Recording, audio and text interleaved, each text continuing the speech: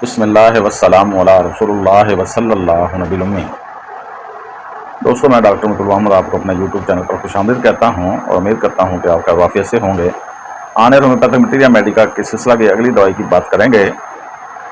ये ऐसी खून की कमी की बेहतरीन दवाई है जिसकी कोई ख़ास वजह नज़र ना आए। आमतौर पर आर्निका की तरह की दुखन का एहसास इसमें पाया जाता है, यानी थकावट नमा हालत इसमें रहा करती है। तमाम अमराज में लेटने से सुकून हासिल होता है, ये इसका ख़ास सिम्टम है।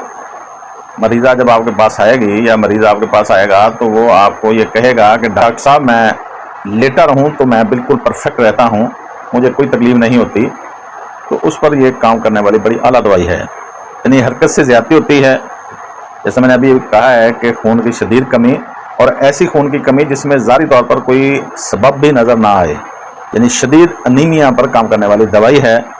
कान का बैरूनी हिस्सा छूने से दुखन महसूस करता है, कान के अंदरूनी जानब खारिश और दुखन का एहसास, निगलने पर कान में दर्द हुआ करता है। कोई भी आप चीज़ खाते हैं, जैसे आप उसको अंदर गुजारते हैं गले से, तो कान में दर्द हुआ करता है। अनीमिया वाले पेशेंट के सर दर्द पे बहुत आला काम करने वाली दवाई है। यरकान और जिगर की सोजश यानी फैटी लिवर पर काम करने वाली बड़ी अच्छी दवाई है। जल्द की छोटी छोटी गांठें भी इस दवाई में पाई जाती हैं, और खरूज रहम में या खरूज रहम व मकद पर काम करने वाली बड़ी अच्छी दवाई है। आमतौर पर देखा गया है कि अगर खांसी आ रही हो तो लेटने पर खांसी ठीक हो जाया करती है। गवैयों, नात वो कवाल वगैरह के गले की खराबी पर भी, यानी आवाज़ की खराबी पर भी काम करती है। हड्डियों और जोड़ों की सोजश पर भी काम करने वाली बड़ी अच्छी दवाई है। मेन सिम्टम इसका यही है कि लेटने पर उसको सुकून हासिल होता है।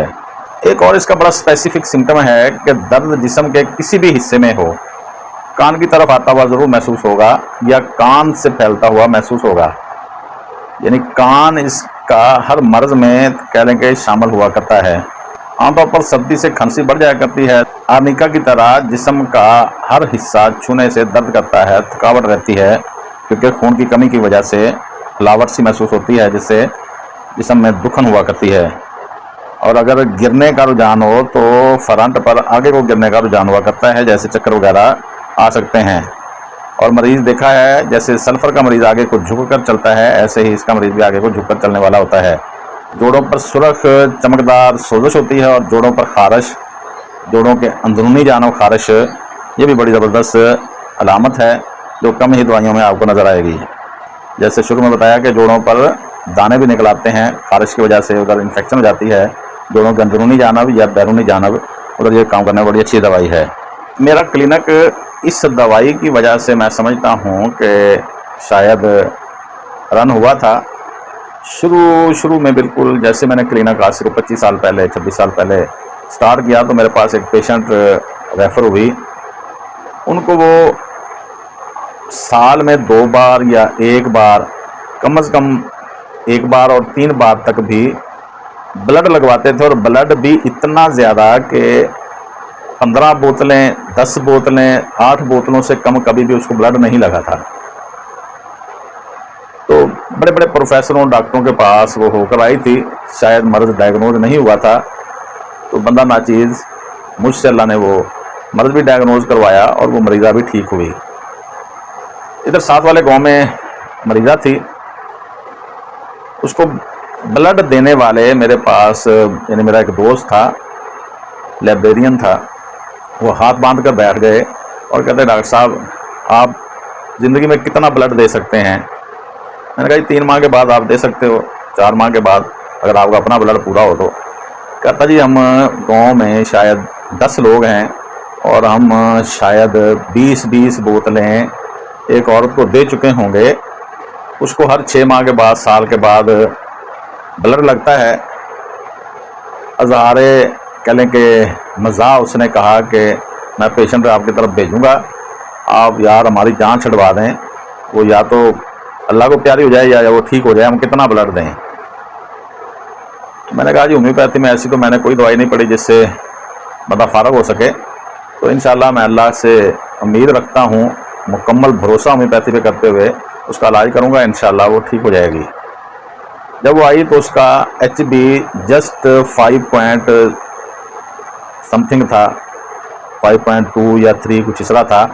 हालांकि एक हफ्ता पहले उसको 8 ड्रिप्स बोतलें यानी खून की लगी थी। मैंने उसको काफ़ी स्टडी किया, काफ़ी पढ़ा, तो मैंने जब देखा कि उसका सारा जिस्म ही नीला हुआ था, तो मेरा एकदम से यानी वो जहन में बात आई कि ये शायद इसको फरफरा होगा, कि इसकी खून की नालियां कमज़ोर होने की वजह से। देखो ना, 8 बोतलों का मतलब होता है कि अगर एक बोतल सिर्फ 2 पॉइंट भी खून बढ़ाए तो 16 होना चाहिए था, जबकि उसमें 5.5 से भी कम HB था। तो मैंने आर्निका से शायद उसको शुरू किया, फास्फोरस से होते हुए। जब मैंने उसके सिम्टम लिए तो वो बीबी कहने लगी कि मैं जब लेटी रहूं तो मुझे बड़ा सुकून रहता है, मैं चल फिर नहीं सकती, मैं काम काज नहीं कर सकती, मैं लेटी रहूं तो मुझे कोई गम, कोई दर्द, कोई तकलीफ नहीं होती, या मेरे कान में कभी कभी खारिश होती है या मेरे कान में कभी कभी दर्द हुआ करता है, मगर ना मुझे कोई तकलीफ नहीं है ज़ाती तौर पर। तो मैंने फिर उसको ये मनगैनम शुरू करवाई। अल्हम्दुलिल्लाह सुम्मा अल्हम्दुलिल्लाह, वो पेशेंट मेरा यानी कुछ अर्सा 4-5 माह 6 माह मैंने ये दवाई खिलाई। 7 मुख्तलिफ एंटी मियाज़मेटिक भी चली, कोई सफलीनम, मेडोरिनम और इसी तरह फूजा, कैलकेरिया, काद के कुछ मरकबात, ये भी साथ साथ चलते रहे। लेकिन मेन दवाई जो उस फीमेल की बनी वो मनगैनम एस्टिकम ही थी। तो आज का व्लॉग मनगैनम पर ही तरतीब दिया गया है। ये ज़िमनी तौर पर बीच में आ गया है, अलामात मैंने पहले बता दी थी। तो हम बात कर रहे थे मनगैनम पर।